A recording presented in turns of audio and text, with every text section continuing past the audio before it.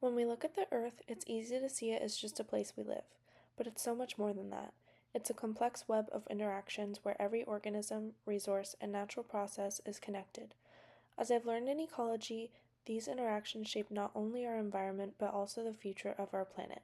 The world is more fragile than we often realize, and understanding how all of its pieces fit together has been both very interesting as well as eye-opening. I think it is important for everyone to be able to understand the interactions of the earth so that we don't take it for granted. There is an indigenous practice that helps to deepen the understanding of this by viewing the land not as property but as something that is living. This is me. I'm from a small town in Nova Scotia, but I go to Dalhousie University where I study biology and psychology. While I really enjoy living in Nova Scotia, I have always loved to travel.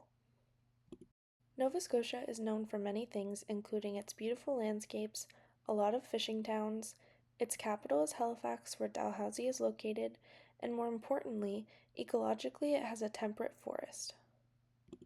Temperate forests are known to have moderate temperatures, they have a low diversity, large biomass, and they're vertically stratified. The soils are very fertile, but the areas are used heavily for its wood for development. Living in Halifax during the school year is very convenient for me. However, one thing that has been kind of annoying is how many rats there are.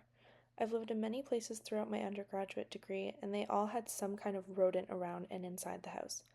One thing that ecology has helped me to understand is that there are two types of species, R-selected and K-selected species. K-selected are a lot bigger, they take longer to reproduce and grow, and they tend to spend more time with their offspring, while R-selected species are a lot smaller with a very fast reproduction rate.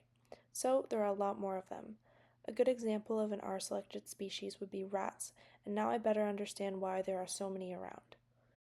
One particular spot I enjoy in Halifax is Point Pleasant Park.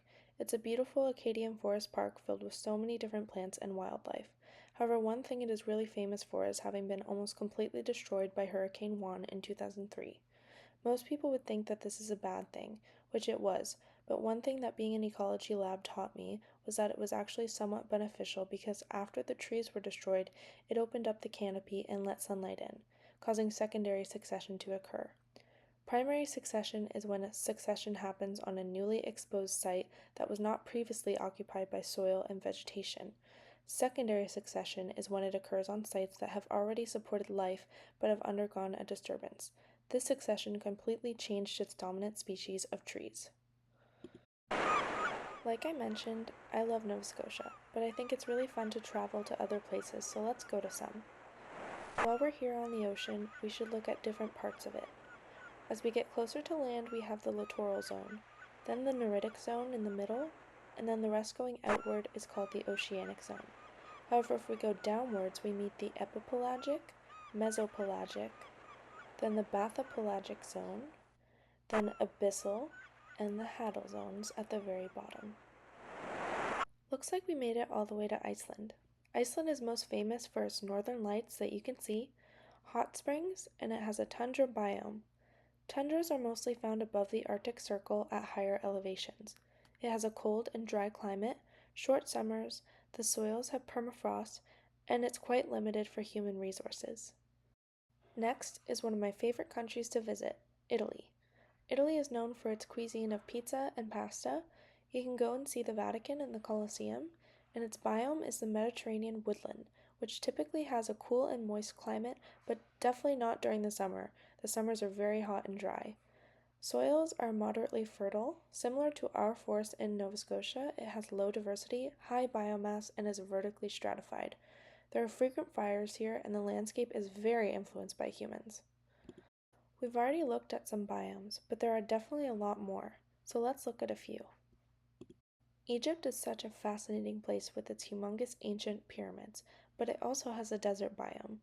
Deserts are known for their lack of water, so they don't really have any vegetation, and because of this, animal abundance is low.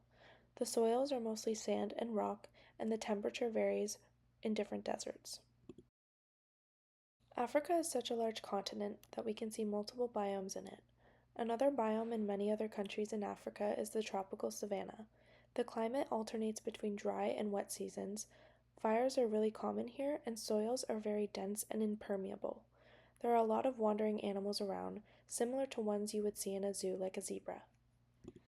One last biome I wanted to explore was the tropical rainforest.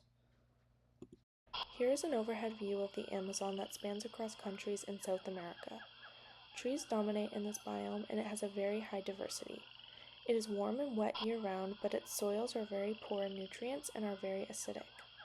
One thing I wanted to mention is that since this biome is dominated by trees and has a high diversity, there is a lot of competition happening between plant species for light because there's a huge tree covering and plants that stay low will get less light.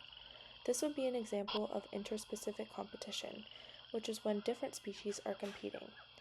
Intraspecific competition is when the same species are competing.